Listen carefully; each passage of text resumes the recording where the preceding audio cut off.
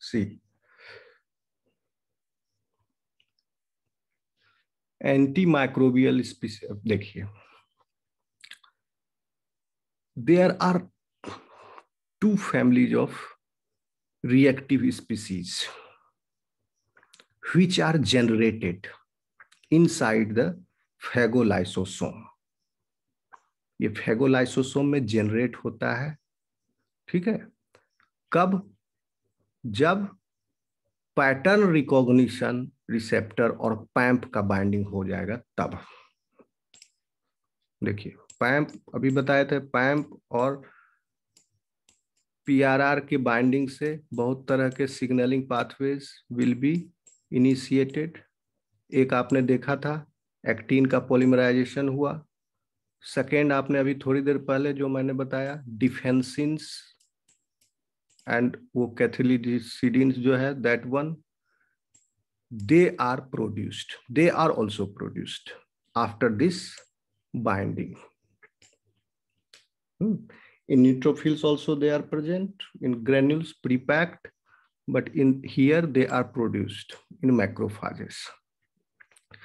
Third जो है this one, reactive oxygen species, they are produced. How they are produced? First, the enzyme responsible for this is synthesized or gets activated. तो one एक example है इसका, this one inducible nitric oxide synthase. Inducible का मतलब क्या होता है कि there are many types of nitric oxide synthase present in your body, but one is inducible type and this is a different type of nitric oxide. Inducible का मतलब हुआ कि इसका ट्रांसक्रिप्शन लेवल पर gene expression increases after this binding. Okay, so and also these enzymes are activated after the PAMP and PRR binding. So what happens? सबसे पहले आप जान लीजिए कि ये these reactive species belong to two categories. One is reactive oxygen species and another one is reactive nitrogen species. एक है oxygen species and दूसरा है nitrogen species. So all these are oxygen species and these three are nitrogen species. So why they are called as reactive? Because they are highly reactive. Highly reactive. ठीक है, जैसे super oxide anion अगर रहेगा कहीं भी, so it will easily bind with protons, ठीक है, and water will be generated. Proton से बाइंड करके ये वाटर बन जाएगा। तो ये जहां भी प्रोटॉन से बाइंड करेगा, जिस स्ट्रक्चर से प्रोटॉन को निकालेगा, जिस प्रोटीन से, अगर डीएनए से निकाल लिया, जहां से निकाल, तो that will be damaged. The second one is hydroxyl radical. Why this is negatively charged? Because of presence of one electron here. So, और ये इलेक्ट्रॉन कहाँ से आया? ये आया था हाइड्रोजन से। And how these are produced? Superoxide anion, अभी हम बताएंगे, पहले नाम जान लीजिए। The second one is hydroxyl radical, OH. तो OH अगर रेडिकल के फॉर्म में नहीं है, हाइड्रोक्सिल ग्रुप, तो ये किस फॉर्म में रहता है? OH के फॉर्म में अकेला OH है, ओके, और एक इलेक्ट्रॉन इसको दिया हुआ है। यानी OH का जो सिंगल बॉन्ड है, ऑक्सीजन का 2 वैलेंसी पूरा होगा ना, एक वैलेंसी हाइड्रोजन से पूरा हो रहा है, और ये सेकेंड वैलेंसी किससे पूरा हो रहा है? तो कोई R ग्रुप है, तो उससे कार्बन चेन है, तो उससे OH लग गया, तो ओल बन गया, एल्कोहल, R ग्रुप है। और यहां अगर अकेला OH है, ये हाइड्रोक्सिल है, तो OH जो है फिर आपका sorry this OH is when this OH is, अब ये इस बॉन्ड की जरूरत नहीं है ऑक्सीजन को, तो इस बॉन्ड के माध्यम से क्या ले रहा था, एक इलेक्ट्रॉन ही ले रहा था। ठीक है, तो एक इलेक्ट्रॉन इसको दे दिया गया है। इस ये बिंदा दिख रहा है आपको, इलेक्ट्रॉन है इसके पास। So now this OH is neutral but it can easily give its electron to other molecules. So this is also very highly reactive. ठीक है, हाइड्रोक्सिल रेडिकल है, OH अकेला है, और जिससे भी ज्वाइन करेगा या तो ये खुद जाके ज्वाइन करेगा, उसको अल्कोहल बना देगा। Okay, second one is hydrogen peroxide H2O2। H2O2 भी हाईली रिएक्टिव है। ठीक है, जो ब्लीचिंग एजेंट होता है वो H2O2 ही होता है, हाइड्रोजन पेरोक्साइड। और कान साफ करने के लिए डाला जाता है H2O2 कान के अंदर। वैक्स को ये रिएक्ट करता है, क्योंकि हाईली रिएक्टिव है। वैक्स के साथ कौन रिएक्ट करेगा बताओ, जो बहुत ही हाईली रिएक्टिव हो वही रिएक्ट करेगा वैक्स के साथ। तो इसलिए H2O2 डालते हैं कान में। फिर fourth one is hypochlorous acid.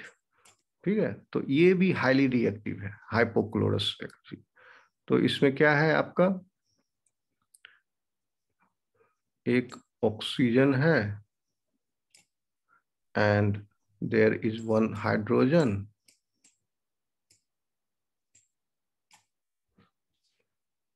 ठीक, और देयर इज सर क्लोरीन। ये सब तो फ्री रेडिकल्स है ना? Yes, these are free radicals. Yes, इसीलिए फ्री रेडिकल्स बोला जाता है। ये रेडिकल्स हैं, फ्री हो गए हैं, आतंकवादी हाँ। घूम रहा है ब्लड सर्कुलेशन में, इट विल ट्रेवल। और ये रेडिकल्स जो है, these radicals are also produced during aerobic respiration in mitochondria. Yes sir. Mitochondria में हाइपोक्लोरस एसिड प्रोड्यूस नहीं होगा एक्सेप्ट दिस, क्योंकि उसमें फिर H2O है। कैल्शियम क्लोराइड आयन का ट्रांसपोर्टर नहीं होता है। क्लोराइड आयन का transporter is only present in lysosome. तो वो फेगोलाइसोसोम से जब फ्यूज किया फेगोसोम से, तो उस ट्रांसपोर्टर के साथ फ्यूज हुआ, तो वो ट्रांसपोर्टर जो है क्लोराइड आयन को इंटरनलाइज करता है, इसीलिए लास्ट में ये हाइपोक्लोरस एसिड बना। माइटोकॉन्ड्रिया में यहाँ तक होता है। ऑक्सीजन रिएक्टिव ऑक्सीजन स्पीसीज बनते हैं हम्म। कहाँ पर, कॉम्प्लेक्स 4 में बनता है। ठीक है, एंड कॉम्प्लेक्स। दीज आर, और क्यों बनता है, क्योंकि मिस्टेक है, मिस्टेक होता है हर बार, क्योंकि क्या है, सबस्ट्रेट है O2। Finally O2 is the substrate, it will accept a pair of electron.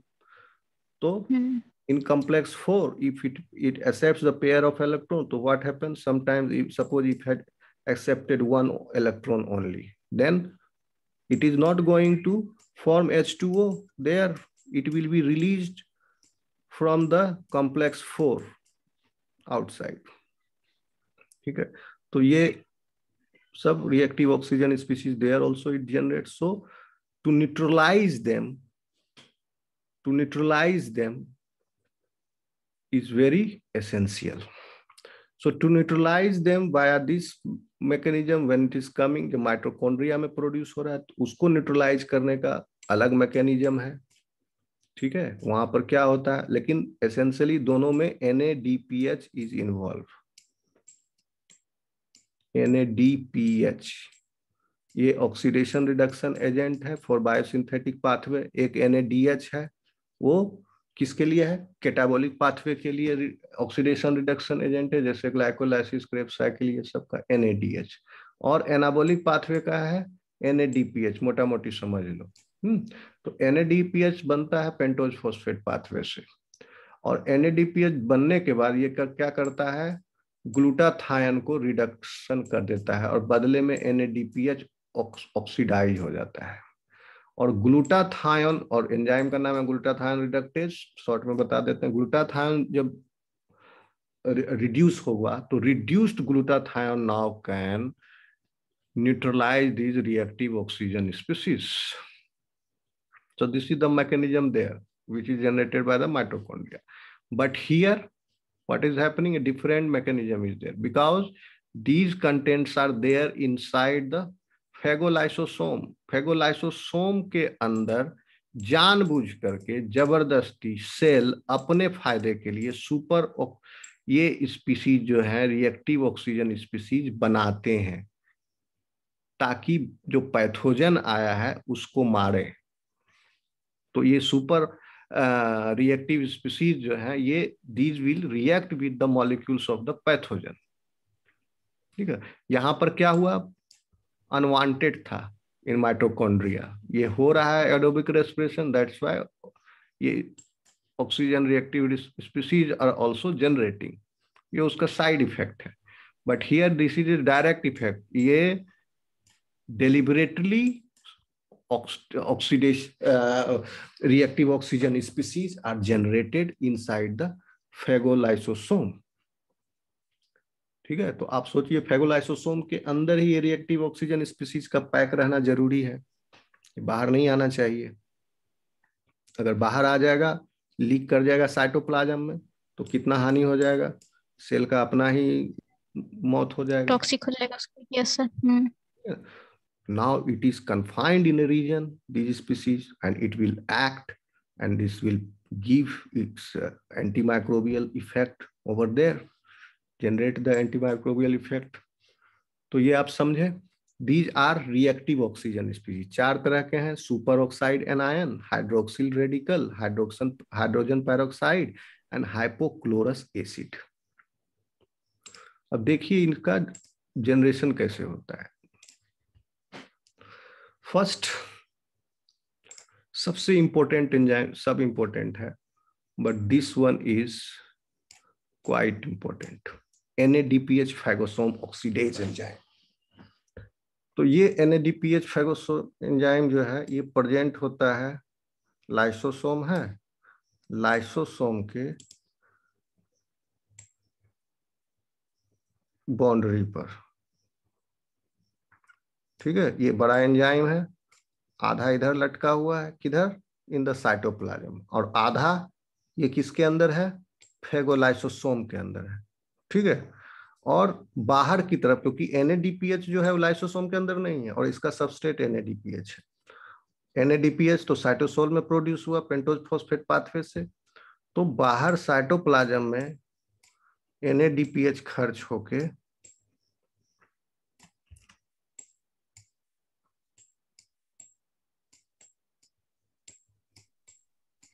NADPH जो है खर्च होने का मतलब, NADPH ये रिड्यूस्ड फॉर्म है, this will be oxidize to NADP। ठीक है, और इसका वाला हाइड्रोजन लेके निकाला। ठीक है, और वो हाइड्रोजन को ये मॉलिक्यूल अपने अंदर से लेते हुए, and this has given this hydrogen to, किसको दे दिया, ऑक्सीजन को। ठीक है, ऑक्सीजन को अंदर में प्रदान कर दिया, जबरदस्ती जोड़ दिया इसके साथ। सॉरी हाइड्रोजन बोल रहे हैं, ये रिड्यूस हुआ। ठीक है, तो एक पेयर ऑफ हाइड्रोजन नहीं, सॉरी हाइड्रोजन जो प्रोटॉन आयन इलेक्ट्रॉन माइग्रेट की, इलेक्ट्रॉन मूव किया, हाइड्रोजन जो हुआ यहीं पर, यानी ये जब इसका ऑक्सीडेशन हुआ, ये रिड्यूस फॉर्म था, इसका ऑक्सीडेशन हुआ तो क्या बना, NADP प्लस H+। ये बाहर में रिलीज हो गया साइटोसोल में, और ये H+ जब निकला तो ये इससे इलेक्ट्रॉन गया कहाँ, electron is taken inside and it is given to oxygen now. See, इसके पास एक इलेक्ट्रॉन आ गया and this is only O2 without any electron. तो इसके पास एक्स्ट्रा इलेक्ट्रॉन है, जरूरत नहीं है इसको इलेक्ट्रॉन का, यहाँ पर O2 के फॉर्म में इसका वैलेंसी फुल फिल्ड है, तो this is called as molecule. O2 molecule है, एटम नहीं है ये। एटम अगर एक और रहता तब अकेला को कहते हैं एटम। तो ये मॉलिक्यूल ऑलरेडी ये स्टेबल मॉलिक्यूल है O2, क्योंकि 2 ऑक्सीजन एटम से, क्योंकि ऑक्सीजन का क्या होता है, आउटर वैलेंसी में 6 इलेक्ट्रॉन होते हैं, इसको 2 का कमी पड़ रहा है, 2 का 2 ओके 2 का ही कमी पड़ रहा है ना, 2 होगा तो 8 हो जाएगा, वैलेंसी फुलफिल्ड हो जाएगा। इसलिए जो है O2 सॉरी ऑक्सीजन ऑक्सीजन अपना क्या करता है, they share, they have the double bond between them and they both of them give one pair of electron to each other and the valency is fulfilled now। तो ये O2 है। अब इसको extra हम दे दिए इलेक्ट्रॉन और रखो भैया एक, तो ये extra electron and this is not stable. Extra electron can be easily given to other compound और अनदर केमिकल। तो ये इसको बनाया। अब ये रिएक्टिव ऑक्सीजन स्पीसीज है। अब ये माइक्रोब पर एक्ट करेगा तो उसके स्ट्रक्चर को डिसरप्ट करेगा और इस तरह से क्या होता है, एक O2 जो है वो कितना डैमेज करेगा, थोड़ा सा डैमेज करेगा, एक प्रोटॉन निकाला। बहुत सारे चाहिए ऑक्सीजन रिएक्टिव स्पीसीज, ठीक है। तो बहुत सारे ऑक्सीजन रिएक्टिव स्पीसीज बनने के लिए लाइसोसफेगोस लाइसोसोम में क्या होता है, एक टर्म है जिसको बोलते हैं respiratory burst. Respiratory burst and this is generated inside phagosome, phagolysosome। Many molecule में बहुत ज्यादा मात्रा में ऑक्सीजन जो है इंटरनलाइज कर लिया गया, not for the respiration purpose but for the clearance of, for the generation of reactive oxygen species, for the clearance of pathogen, for the elimination and killing of pathogen। Okay आया समझ में। NADPH boundary पर है, एक electron लिया तो NADPH phagosome oxidase enzyme, और NADPH का क्या हुआ, ऑक्सीडेशन हुआ, इसीलिए नाम है इसका NADPH ऑक्सीडेज। और कहाँ पर है एंजाइम, फैगोसोम में, क्योंकि NADPH एंजाइम ऑक्सीडेज जो है और भी है, ठीक है। ये फैगोसोम के बॉन्ड, ये थोड़ा डिफरेंट तरह का काम एक ही है, फंक्शन एक ही है, लेकिन इसके बीच में स्ट्रक्चरल मोटिव एक्स्ट्रा है जिसकी वजह से ये फैगोसोम में के मेम्ब्रेन में एसोसिएटेड है, ठीक है। इसका ऑक्सीडेशन हुआ NADPH का इन NADP+H+ फॉर्म। तो रिडक्शन किसका हुआ, रिडक्शन हुआ, बदले में ये ऑक्सीडाइज हुआ, ये रिड्यूस फॉर्म से ऑक्सीडाइज हुआ, तो बदले में रिडक्शन हुआ किसका, ऑक्सीजन का। और ऑक्सीजन O2 जो है रिड्यूस होकर के बन गया क्या, सुपर ऑक्साइड एनायन। रिडक्शन में क्या होता है, गेन ऑफ इलेक्ट्रॉन, ठीक है। भूल गए, हेलो, नो सर नहीं बोले। Yes sir. ठीक है ना। तो ये रिडक्शन आवाज कट कट के आ रही है। अभी भी मे बी मेरे साइड नेटवर्क इशू है तुम्हारे साथ। मौसम की वजह से। ओ, यस सर आवाज आवाज कट सही कट। है सर। क्या कल करें क्लास, जैसा कहो। Yes sir. कल तो ठीक है, चलो कल सुबह 6 बजे। वैसे मैं चाह रहा था सर आज, इसको कंप्लीट कर दीजिए ना। तो चाह रहा था हाँ सर पहले कंप्लीट कर दीजिए ना। सर ये कंप्लीट कर दिया ROS वाला, ये उसके बाद फिर कंप्लीट, ये एनी। कंप्लीट, अच्छा ROS कंप्लीट कर देते हैं। अगर ये टॉपिक कंप्लीट हाँ। कर दिया तो फेगोसाइटोसिस कंप्लीट हो गया, बस इतने पढ़, ये भी जरूरत से ज्यादा ही पढ़ ओ यार। ठीक है, तो चलो कोई बात नहीं, ये रिएक्टिव ऑक्सीजन स्पीसीज कंप्लीट कर लेते हैं। तो NADPH, यस सर। हाँ, तो NADPH जो है वो क्या हुआ, रिड्यूस हुआ, रिड्यूस्ड फॉर्म से ये ऑक्सीडाइज्ड हुआ, ऑक्सीडाइज, ऑक्सीडाइज हुआ। तो बदले में ऑक्सीजन जो है रिड्यूस हुआ, तो रिड्यूस होके बन गया सुपर ऑक्साइड एनायन। उसके बाद सुपर ऑक्साइड एनायन जो है एक अनदर एंजाइम है जिसका नाम है सुपर ऑक्साइड डिस्म्यूटेज, ठीक है। वो क्या किया, with other substrates it has converted superoxide anion into hydrogen peroxide, ठीक है। 1 सेकेंड, क्लियर, क्लियर कहाँ है,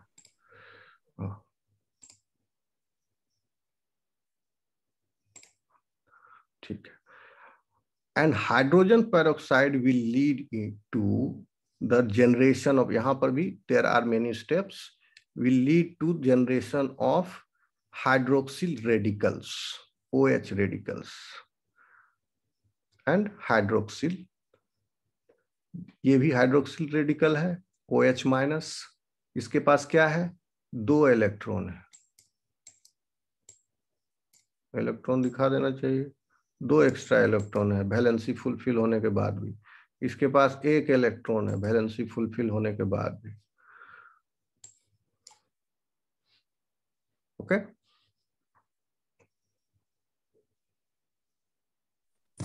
ठीक है। और फिर क्या है, there are one more type of enzyme which is called as myeloperoxidase. There is a presence of this one more enzyme, myeloperoxidase.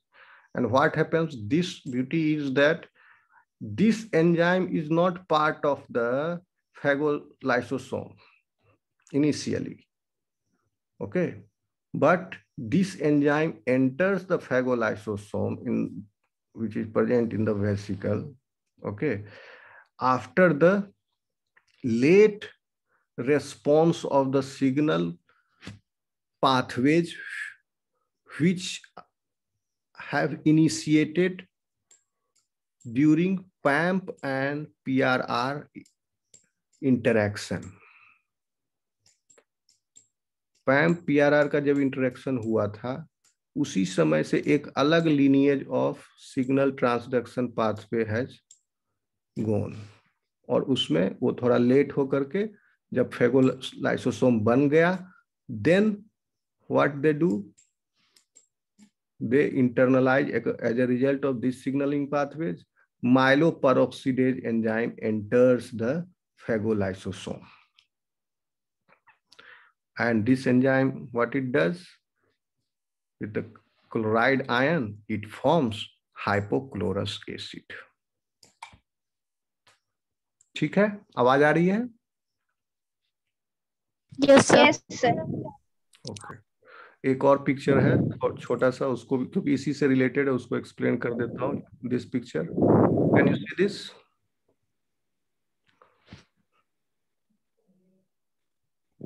Yes sir. Yes sir. देखिए आप ये फिगर में NADPH ऑक्सीडेज जो है, NADPH फैगोलाइसोसोम ऑक्सीडेज, ये boundary पर present है, ठीक है।